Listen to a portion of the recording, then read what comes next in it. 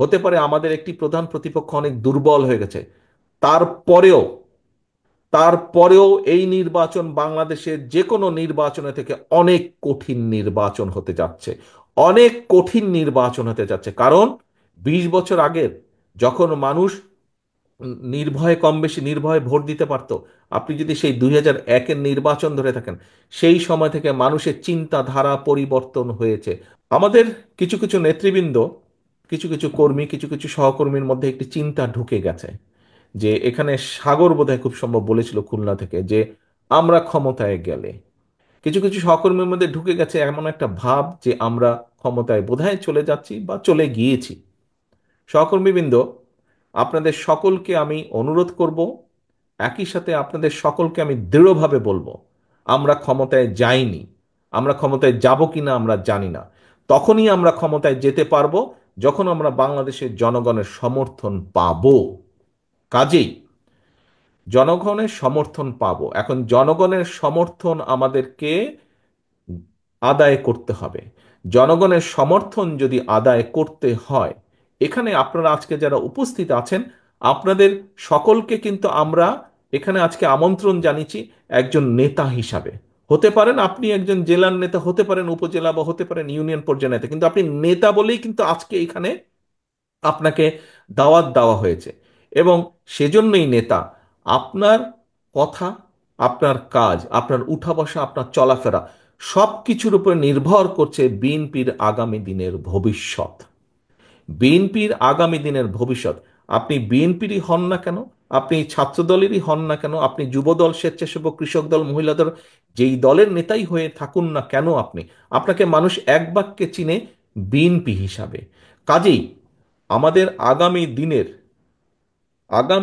আমাদের সকল কিছু এমন হতে হবে যাতে জনগণের সমর্থন আপনার প্রতি থাকে, যাতে জনগণের সমর্থন দলের প্রতি থাকে। নেতৃবৃন্দ, এইটা যদি আপনি চিন্তা করেন, আচ্ছা ঠিক আছে, তারেক রহমান কিভাবে বলবে সেটা তারেক রহমান কিছু একটা বলে টলে সামলে নিবে। আচ্ছা ঠিক আছে, দলের মহাসচিব মির্জা আলমগীর উনি এটা বলে সামলে নিবে, ওনারা দেখবে। এই ছোটখাটো বিষয় এগুলা যদি কেউ কিছু করে, এগুলা কে নজরে দেয়? নো, এটা খুব ভুল ধারণা। দায়িত্ব আমার একার না, দায়িত্ব স্থায়ী কমিটির সদস্য সকলের একার না, দায়িত্ব আমাদের সকলের। এই দলকে রক্ষা করা, এই দলকে সামনে নিয়ে যাওয়ার, রক্ষা করার দায়িত্ব সকলের। আমি কেন্দ্রে আছি, আমি কেন্দ্র থেকে আমার দায়িত্ব পালন করব। আপনি উপজেলা লেভেল, জেলা লেভেল বা ইউনিয়ন লেভেলে আছেন, সেখানে আপনি একজন নেতা হিসাবে আছেন। আপনি যেই মূল দল সহ যেই অঙ্গ সহযোগী সংগঠনই হন না কেন, আপনাকে আপনার দায়িত্ব পালন করতে হবে। আপনারা নিশ্চয়ই শুনেছেন, খেয়াল আছে অনেকেরই, আমি কিছুদিন আগে বলেছি, জনগণের সঙ্গে থাকুন, জনগণকে সঙ্গে রাখুন।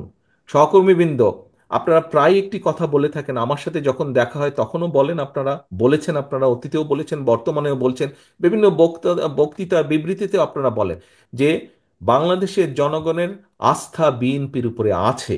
এই কথাটা আপনারা বলেন। প্রিয় সহকর্মীবৃন্দ, এই আস্থাটা ধরে রাখা কিন্তু অনেক কঠিন ব্যাপার। এই আস্থাটা ধরে রাখা কঠিন ব্যাপার। জনগণের আস্থা আপনাদের উপরে আছে, আমাদের উপরে আছে, বিএনপির উপরে আছে। এটি ধরে রাখার দায়িত্ব আপনার এবং আমার এবং আমাদের সকলের। এটি ধরে রাখার দায়িত্ব কিন্তু জনগণের না। জনগণ আস্থা রাখবে তার উপরেই যে জনগণের সাথে থাকবে।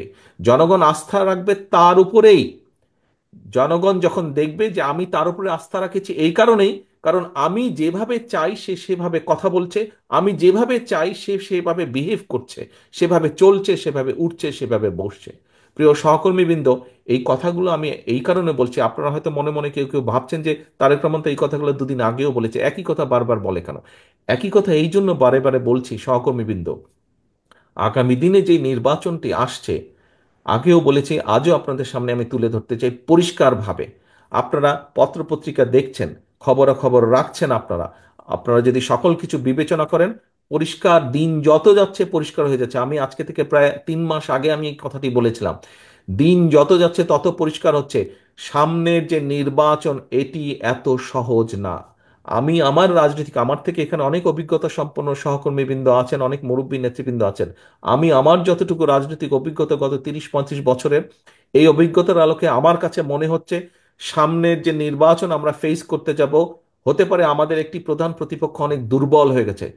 তারপরেও তারপরেও এই নির্বাচন বাংলাদেশের যে কোনো নির্বাচনের থেকে অনেক কঠিন নির্বাচন হতে যাচ্ছে, অনেক কঠিন নির্বাচন হতে যাচ্ছে। কারণ 20 বছর আগের যখন মানুষ নির্ভয়ে, কম বেশি নির্ভয়ে ভোট দিতে পারতো, আপনি যদি সেই 2001-এর নির্বাচন ধরে থাকেন, সেই সময় থেকে মানুষের চিন্তাধারা পরিবর্তন হয়েছে, মানুষের ধ্যান ধারণার পরিবর্তন হয়েছে, মানুষ এখন অনেক অনেক সচেতন, সেটি সামাজিক মাধ্যম সহ বিভিন্ন কারণেই হোক না কেন।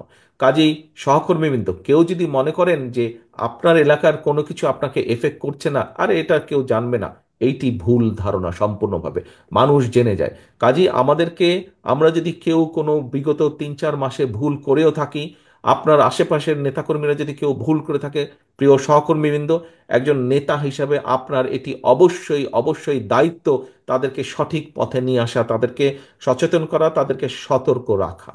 আসুন, আমরা যে 31 দফা আজকে আপনাদের সামনে উপস্থাপন করেছি, আপনারা নিজেরা বসে সারাদিন আলোচনা করেছেন, এই 31 দফাকে যদি আমাদের সফল করতে হয়, যে কোনো মূল্যে জনগণের সমর্থনকে আমাদের পক্ষে রাখতে হবে। আমরা প্রায় বলে থাকি যে অমুক একটি দল আছে, তারা তো এই কাজ করে যাচ্ছে। ভাই, কমপ্লেন করেন কেন? ওরা যদি এই কাজ করে যাচ্ছে, ভিতরে ভিতরে এই কাজ করে যাচ্ছে, তো আপনি কেন করতে পারছেন না এই কাজ? আপনাকে আপনার দলের পক্ষে পরিকল্পনা নিতে হবে, আপনাকেও কাজ করতে হবে, কমপ্লেন করা চলবে না। তারা যদি ভিতরে ভিতরে কাজ করে, তারা যদি মহিলাদের জন্য ভিতরে কাজ করে, তারা যদি ছাত্রছাত্রীদের ভিতরে কাজ করে, তারা যদি সমাজের বিভিন্ন মানুষের ভিতরে কাজ করে, তাহলে আপনাদেরকে আপনার দলের পক্ষ থেকে পরিকল্পনা নিতে হবে। আপনাকে তো কেউ আটকে রাখছে না।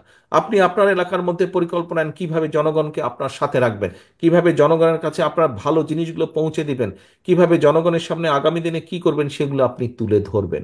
প্রিয় সহকর্মীবৃন্দ, এই সকল কিছু, আজকের সকল আয়োজন, এই যে আপনারা কথা বললেন, বক্তব্য রাখলেন, আমি আপনাদের সাথে কথা বলছি, সকল কিছুর লক্ষ্য এবং মূল উদ্দেশ্য বা মূল লক্ষ্যই হচ্ছে জনগণের সমর্থন আমাদের পক্ষে রাখা, এবং একই সাথে আমাদের যে পরিকল্পনাগুলো, সেই পরিকল্পনাগুলো যাতে আমরা বাস্তবায়ন করতে পারি। সহকর্মীবৃন্দ, আজকে যদি আমাদের কথাবার্তা, উঠা বসা, চলন বলনে যদি কোনো রকম এমন কিছু ঘটে যেখানে আমরা জনগণের আস্থা বিশ্বাস হারাতে পারি, তাহলে সারাদিন এই আলোচনা করে কি লাভ হলো? সারাদিন তো আলোচনা করে কোনো লাভ হলো না। এই আলোচনাকে যদি সফল করতে হয়, আমাদেরকে এই 31 দফার সব কিছু যেরকম জনগণের মাঝে নিয়ে যেতে হবে, একই সাথে আমাদেরকে যে জনগণের, আমাদের প্রতি যে জনগণের আস্থা, সেটিকে আমাদের যে কোনো মূল্যে ধরে রাখতে হবে, যে কোনো মূল্যে ধরে রাখতে হবে। আসুন, যেহেতু আমরা বলি যে আমরা আমাদের সকল ক্ষমতার উৎস জনগণ, যদি সত্যি আমরা এটা বিশ্বাস করে থাকি, তাহলে আমাদেরকে সেভাবেই আজকে থেকে চলতে হবে। প্রিয় সহকর্মীবৃন্দ, আমি আশা করব যে আজকে আপনারা সারাদিন ব্যাপী যে কষ্ট করেছেন, সারাদিন ব্যাপী যে আলোচনা করেছেন, এটিকে এই ঘরের মধ্যে সীমাবদ্ধ দয়া করে রাখবেন না। এটিকে জনগণের ঘরে ঘরে ঘরে পৌঁছে দিতে হবে।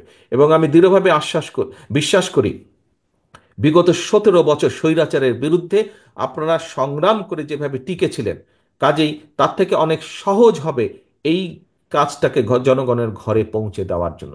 এত কঠিন একটি পথ যদি আপনার পাড়ি দিয়ে আসতে সক্ষম হয়ে থাকেন, তাহলে এই যে আজকে একটু কষ্টের করেই আমরা কিন্তু জনগণের মধ্যে আমাদের এই 31 দফাকে নিয়ে যেতে পারি। এই কাজটি খুব সহজেই আপনারা করতে সক্ষম হবেন, সকলকে সাথে নিয়ে। প্রিয় সহকর্মীবৃন্দ, আপনাদের সকলকে আবারও ধন্যবাদ জানাচ্ছি আজকে সারাদিন এই আলোচনায় অংশগ্রহণ করার জন্য, এবং আমাদের সব একজনের সাথে আরেকজনের মতামত বিনিময় করার জন্য। পরিশেষে একটাই কথা বলবো, জনগণকে সঙ্গে রাখুন, জনগণের সঙ্গে থাকুন, জনগণের সাথে থাকুন, জনগণকে সাথে রাখুন। সকলে ভালো থাকবেন, সুস্থ থাকবেন। আল্লাহ হাফেজ। বাংলাদেশ জিন্দাবাদ। বাংলাদেশ জাতীয়তাবাদী দল জিন্দাবাদ। আসসালামু আলাইকুম।